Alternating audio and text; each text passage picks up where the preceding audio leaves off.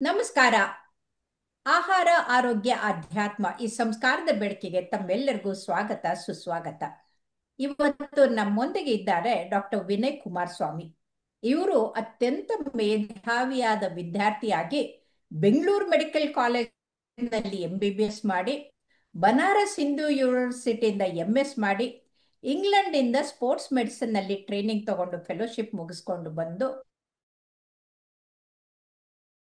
ಸರ್ಜರಿಗಳನ್ನ ಮಾಡಿದ್ದಾರೆ. ಅಂದ್ರೆ ಪಡೆದಂಥವ್ರು ಇವರು ಇವತ್ತಿಗೆ ನಮಗೆ ಈ ನೀ ರಿಪ್ಲೇಸ್ಮೆಂಟ್ ಅಥವಾ ಮಂಡಿಯ ಬದಲಾಯಿಸುವ ಚಿಕಿತ್ಸೆ ಬಗ್ಗೆ ತಿಳಿಸ್ಕೊಡಲು ಬಂದಿದ್ದಾರೆ. ನಮಸ್ಕಾರ ವಿನಯ್ ಅವರೇ. ನಮಸ್ಕಾರ madam. Thank you very much. ತುಂಬಾ ಧನ್ಯವಾದಗಳು ನನ್ನ ಈಗ ಕರೆಸ್ಕೊಂಡಿದ್ದಕ್ಕೆ ನಿಮ್ಮ ಈ ಪ್ರೋಗ್ರಾಮ್ಗೆ. ತುಂಬಾ ವೆಲ್ಕಮ್. ಈಗ ಏನಂತಂದ್ರೆ ನನ್ನ ಕ್ಲಾಸ್ಮೇಟ್ಸೇ ಎಷ್ಟೋ ಜನ ನೀ ರಿಪ್ಲೇಸ್ಮೆಂಟ್ ಮಾಡ್ಕೊಂಡಿದ್ದಾರೆ. ಈಗ ತುಂಬಾ ಚೆನ್ನಾಗಿ ನಡೀತಾ ಇದ್ದಾರೆ, ಆರಾಮಾಗಿದ್ದಾರೆ. ಹಾಗಾಗಿ ನನಗೆ ಭರವಸೆ ಇದೆ. ಆದ್ರೆ ಈ ವೀಕ್ಷಕರಿಗೆ ಎಲ್ಲೋ ಒಂದು ಕಡೆಗೆ ನೀ ರಿಪ್ಲೇಸ್ಮೆಂಟು ಅಥವಾ ಮಂಡಿಯನ್ನ ಬದಲಾಯಿಸುವ ಚಿಕಿತ್ಸೆ ಮಾಡ್ಕೊಳ್ಳೋ ಬಗ್ಗೆ ಆತಂಕ ಇರುತ್ತೆ. ಎಲ್ಲೆಲ್ಲ ಮಾಡಿಸ್ಕೋಬೋದಾ ಅಂತ ಪ್ರಶ್ನೆಯನ್ನ ಕೇಳ್ತಾ ಇದ್ದಾರೆ.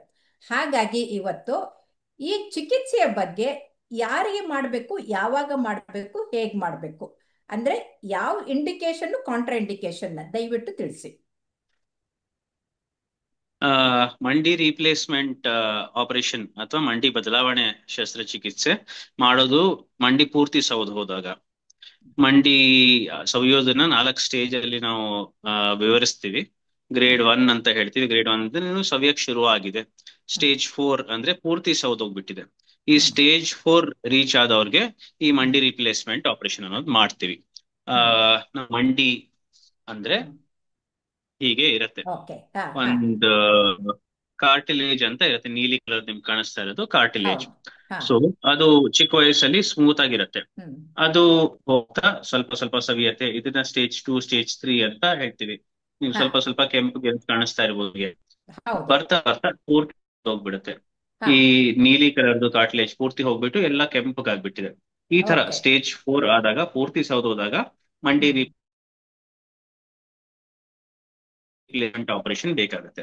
ಯಾರು ಮಂಡಿ ತಕ್ಷಣ ಬಿಟ್ಟು ಅಲ್ಲ, ಯಾವುದೇ ಪೇಷಂಟ್ ಅಂತ ಹೇಳ್ತೀವಿ. ತೂಕ ಕಡಿಮೆ ಮಾಡ್ಕೊಳ್ಳಿ, ಅದರಿಂದ ಸ್ವಲ್ಪ ಇಂಪ್ರೂವ್ಮೆಂಟ್ ಆಗತ್ತೆ ಅಂತ ಹೇಳ್ತೀವಿ. ಬೆಲ್ಟ್ ಗಳು ಕೊಡ್ತೀವಿ. ಇದೆಲ್ಲ ಮಾಡಿ ಅವ್ರಿಗೆ ಇಂಪ್ರೂವ್ಮೆಂಟ್ ಆಗ್ತಾ ಅಂದ್ರೆ ಮಾಡಿಸ್ಕೊಳ್ಳಿ ಅಂತ. ತಮಾಷೆ ಅಂತಂದ್ರೆ ನೋಡಿ, ನಾವು ಹಾರ್ಟ್ ಅಟ್ಯಾಕ್ ಆದವ್ರಿಗೆ ಚಿಕಿತ್ಸೆ ಕೊಟ್ಟು ಸರಿ ಮಾಡಿದ್ರು ಅವರು ಗ್ರೇಟ್ಫುಲ್ ಆಗಿರೋದಿಲ್ಲ. ಆದ್ರೆ ನಿಮ್ಮಂತ ಆರ್ಥೋಪೆಡಿಕ್ ಸರ್ಜನ್ ಮಂಡಿ ನೋವಿಗೆ ಒಂಚೂರು ಮಾತ್ರೆ ಕೊಟ್ಟು ನೋವು ಕಡಿಮೆ ಆಗ್ಬಿಟ್ರೆ ಓ ದೇವ್ರು ದೇವ್ರು ಅಂತ ಹೊಗಳ್ತಾರೆ. ಆದ್ರೆ ಈ ದೇವ್ರಂತವ್ರು ನೀವು ಅವ್ರಿಗೆ ಚಿಕಿತ್ಸೆ ಕೊಡ್ಬೇಕಾದ್ರೆ ಅವ್ರಿಗೆಲ್ಲ ಎಕ್ಸ್ಪ್ಲೈನ್ ಮಾಡ್ತೀರಲ್ಲ, ಅದಾದ್ಮೇಲೆ ಯಾವ ವ್ಯಕ್ತಿಗೆ ನೀವು ಆ ಮಂಡಿಯನ್ನ ಪಾರ್ಷಲ್ ಆಗಿ ಬದಲಾಯಿಸಬೇಕು, ಯಾರಿಗೆ ಕಂಪ್ಲೀಟ್ ಟೋಟಲ್ ರಿಪ್ಲೇಸ್ಮೆಂಟ್ ಮಾಡ್ಬೇಕು ಅಂತ ಹೇಗೆ ಡಿಸೈಡ್ ಮಾಡ್ತೀರಿ? ನಾವು ಮುಂಚೆ ಮಾತಾಡಿದ್ವಿ ಮಂಡಿ ರಿಪ್ಲೇಸ್ಮೆಂಟ್ ಯಾರಿಗ್ ಮಾಡ್ತೀವಿ ಅಂತ. ನಾವು ಮಾತಾಡಿದ್ದೆಲ್ಲ ಮಂಡಿ ಪೂರ್ತಿ ರಿಪ್ಲೇಸ್ಮೆಂಟ್ ಬಗ್ಗೆ. ಮಂಡಿ ಪೂರ್ತಿ ರಿಪ್ಲೇಸ್ಮೆಂಟ್ ಯಾರಿಗ್ ಮಾಡ್ತೀವಿ ಅಂದ್ರೆ ಮಂಡಿ ಪೂರ್ತಿ ಸೌದೋದಾಗ. ಮಂಡಿಗೆ 2 ಭಾಗ ಇರುತ್ತೆ. ನಮ್ಮ ಮಂಡಿ ಹೀಗಿರುತ್ತೆ.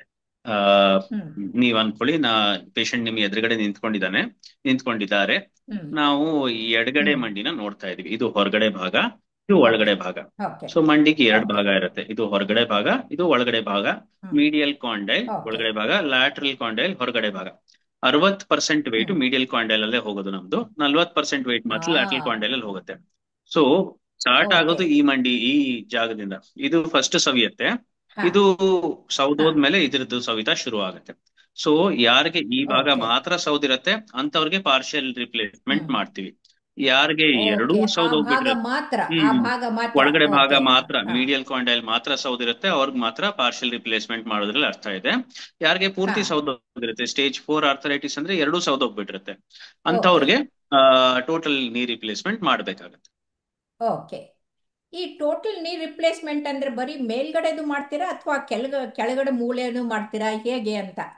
ಯಾಕಂದ್ರೆ ತೊಡೆ ಮೂಳೆಯನ್ನು ಮಾತ್ರ ಬದಲಾಯಿಸ್ತೀರಾ ಅಥವಾ ಕೆಳಗಡೆದು ಬದಲಾಯಿಸ್ತೀರಾ ಅಂತ. ಯಾಕಂದ್ರೆ ಹಿಪ್ಪಿಗೆ ಸಾಕೆಟ್ಟು ಮತ್ತೆ ಇದನ್ನ ಹೇಗೆ ಮಾಡ್ತಿರೋ ಹಾಗೆ ಇದು ಜನಸಾಮಾನ್ಯರಿಗೆ ತಿಳಿಯೋಕ್ಕೆ ಯಾವ ತರ ಮಾಡ್ತೀರಿ?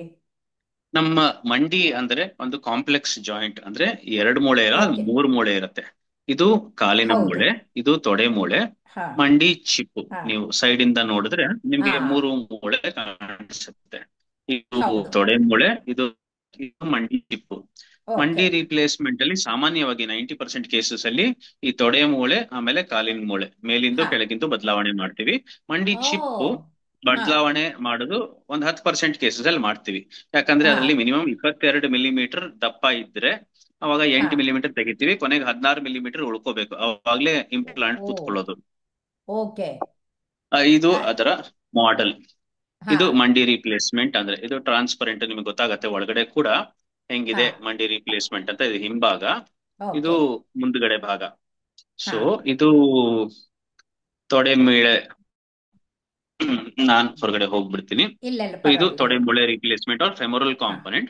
ಇದು ಓಕೆ. ಟಿಬಿಯಲ್ ಕಾಂಪೊನೆಂಟ್, ನಿಮ್ಗೆ ಓಕೆ. ಕಾಣಿಸ್ಬೋದು. ಮೂಳೆ ಒಳಗಡೆ ಹಾಕಿ ಸಿಮೆಂಟ್ ಹಾಕಿ ಫಿಕ್ಸ್ ಮಾಡ್ತೀವಿ. ಇದು ಓಕೆ. ಮೂಳೆ ಒಳಗಡೆ ಪೋರ್ಷನ್. ಓಕೆ.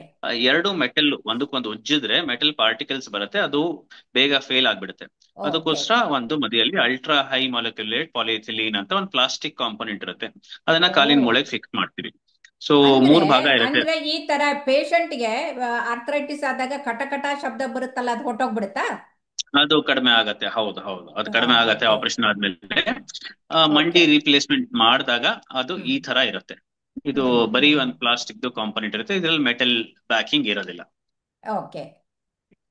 ಸೊ ಹಾಗಾಗಿ ಮೇಲಿನ ಭಾಗ, ಕೆಳಗಡೆ ಭಾಗ, ಮುಂದ್ಗಡೆ ಭಾಗ ಮೂರನ್ನು ನೀವು ಮೊದಲು ತೋರಿಸ್ದ ಹಾಗೆ ಮೂರನ್ನು ರಿಪ್ಲೇಸ್ ಮಾಡ್ತೀರಿ ಅಂತ. ಹಾಗಾಗಿ ನಿಮ್ ಹತ್ರ ಪೇಷಂಟ್ ಬಂದಾಗ ಮೊದಲು ಹೇಗಿರ್ತಾರೆ, ಆಮೇಲೆ ಎಷ್ಟು ಗುಣ ಆಗತ್ತೆ ಅವ್ರಿಗೆ, ನಿಮ್ ಸಕ್ಸಸ್ ರೇಟ್ ಅನ್ನ ಹೆಂಗೆ ಡಿಸೈಡ್ ಮಾಡ್ತೀರಿ? ಆ ಜನರಲಿ ಪೇಷಂಟ್ ನಾ ಕರೆಕ್ಟ್ ಆಗಿ ಸೆಲೆಕ್ಟ್ ಮಾಡಿದ್ರೆ, ಅಂದ್ರೆ ನಿಜವಾಗ್ಲೂ ಮಂಡಿ ರಿಪ್ಲೇಸ್ಮೆಂಟ್ ಹ್ಮ್. ಬೇಕಾಗಿರುವಂತ ಗೆ ಮಂಡಿ ರಿಪ್ಲೇಸ್ಮೆಂಟ್ ಮಾಡಿದ್ರೆ ಎಲ್ಲಾ ಪೇಷಂಟು ಚೆನ್ನಾಗ್ತಾರೆ. ಹ್ಮ್. Almost 100% success rate okay. ಇರುತ್ತೆ. So, ಕೆಲವರಿಗೆ ಓಕೆ. ಕಡಿಮೆ ಸೌದಿದ್ದಾಗ ಅಂಥವ್ರು ಆಪರೇಷನ್ ಮಾಡಿಸ್ಕೊಂಡ್ರೆ ಅವಾಗ ಕೆಲವರಲ್ಲಿ ಅಷ್ಟು ಹ್ಮ್. ಸಮಾಧಾನ ಇರಲ್ಲ, ಅಥವಾ ಸ್ವಲ್ಪ ಅಸಮಾಧಾನ ಇರತ್ತೆ ಆಪರೇಷನ್ ಆದ್ಮೇಲೆ. ಸೊ ಜಾಸ್ತಿ ಸೌದಿದ್ದಾಗ ಓಕೆ. ಅವರು ಬಾಕಿದೆಲ್ಲ ಟ್ರೈ ಹೋಗಿಲ್ಲ ಅನ್ನೋರ್ಗೆ ಆಪರೇಷನ್ ಮಾಡಿದಾಗ ಮಾಮೂಲಾಗಿ ಪೂರ್ತಿ ವಾಸಿ ಆಗತ್ತೆ, ಚೆನ್ನಾಗಿ ಗುಣ ಆಗತ್ತೆ. ಓಕೆ.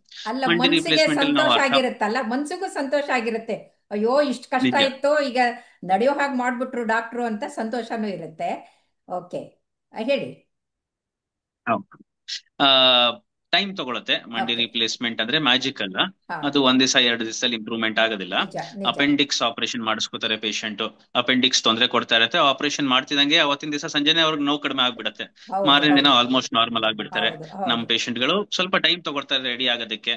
ಈ ನಾವು ಮಂಡಿ ಫಿಸಿಯೋಥೆರಪಿ ಮಾತ್ರ. ಬೇಕಾಗತ್ತಾ? ಫಿಸಿಯೋಥೆರಪಿ ಕೊಡ್ಬೇಕಾಗತ್ತಾ ಹೇಗೆ ಅಂತ? ಅವ್ರೇನ್ ತಾವೇ ಕಲಿತಾರ?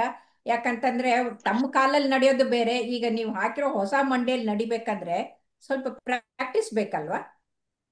ಹೌದು ಹೌದು,